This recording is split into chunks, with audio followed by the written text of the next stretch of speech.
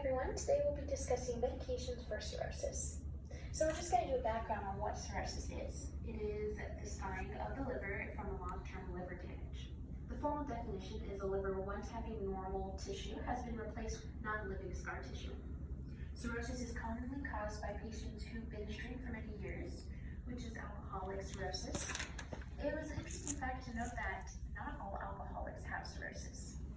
It is also seen in those with non-alcoholic fatty liver disease, and that is the buildup of excess fat causing inflammation of the liver and causing liver cell damage. This is mostly seen in obese and diabetic patients. And cirrhosis can also occur in those who are affected with chronic hepatitis B or C. Both hepatitis causes liver inflammation and damage. Behavior modification is advised first depending on the underlying cause and severity, such as prescribing a healthy diet and exercise for non-alcoholic fatty liver disease, or advising to stop the use of alcohol for alcoholic cirrhosis. If we are using medication for treatment, we could categorize cirrhosis in two types: compensated and decompensated cirrhosis. Compensated cirrhosis is when liver disease is early on and we are able to treat and maybe even reverse cirrhosis. So if the abstinence from alcohol is unable to be sustained, then medication could assist with the maintenance. Or if the person is experiencing hepatitis-induced cirrhosis, then we would want to use antivirals to treat the hepatitis. If left untreated and the cirrhosis progresses, then this would be considered decompensated cirrhosis. Then we would want to start treating the complications of cirrhosis, such as with non-selective beta blockers, diuretics, lactulose, and antibiotics.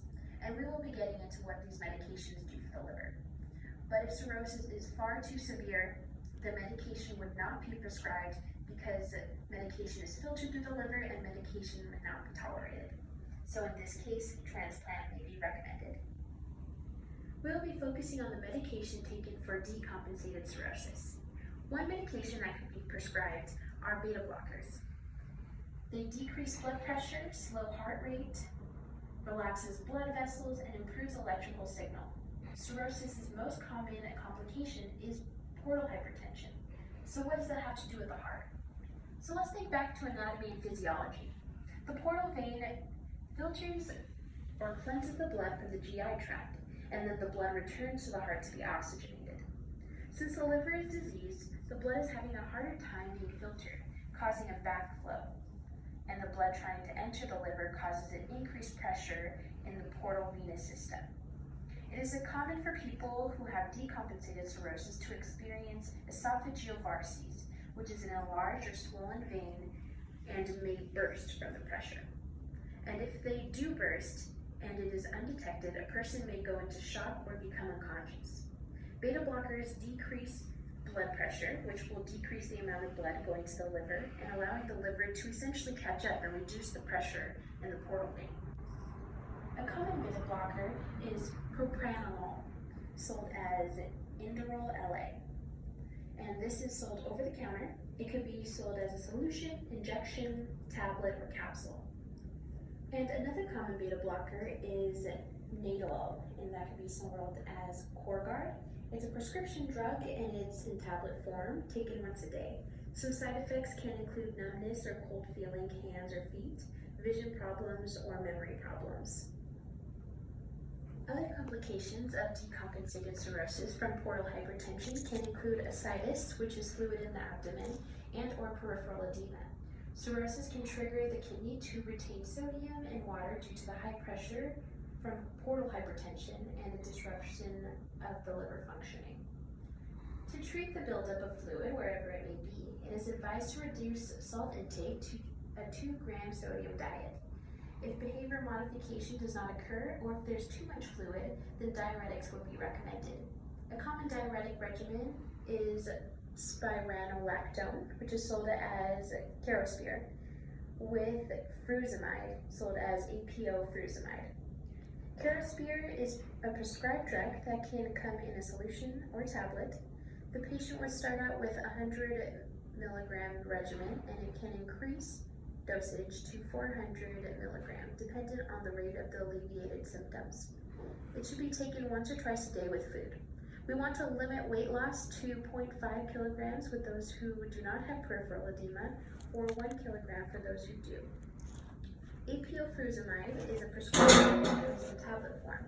It is advised to take these medications while on a low sodium diet. With the liver not functioning properly, there's a buildup of ammonia, which is a toxic waste product produced in the body. A functioning liver cleanses the ammonia so it does not cause the body any harm. But without the liver cleansing or essentially disarming the ammonia or excreting it, it can create harmful effects, especially to the brain, like confusion, low energy, and can even cause a person to go into a coma. This is known as hepatic encephalopathy. Lactulose, an orally taken laxative, has an acidic effect by trapping the ammonia and resists it from being absorbed into the body through excretion. Lactulose can reduce ammonia by 20 to 50%. Lactulose is commonly sold as annulose, which is an over-the-counter drug or prescribed laxative. Results are typically slow but can be used for long-term use. This is used for constipation and binding the ammonia to be excreted. An antibiotic may be prescribed to decrease the reoccurrence of hepatic encephalopathy by decreasing the overgrowth of bacteria colonies that produce ammonia, while decreasing the risk of any other infections, since those who have cirrhosis are more at risk for infection. In a double-blind randomized trial in 2013, it showed that rifaximin, which is the antibiotic typically prescribed, while taking lactulose, is more effective than taking lactulose alone.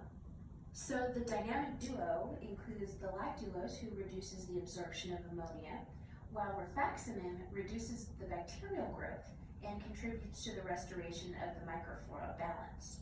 So the study has shown that it also decreases the risk of sepsis-related death in those with cirrhosis. And sepsis is an infection that can cause tissue damage, organ failure, and death. So that's one infection that is the risk being reduced. So rifaximin is sold as Exfaxin, which comes in tablet form and is taken every 12 hours, and it is a prescribed drug. Side effects may include swelling in the hands, feet, and in the midsection. Thank you so much for watching my presentation about medication for cirrhosis.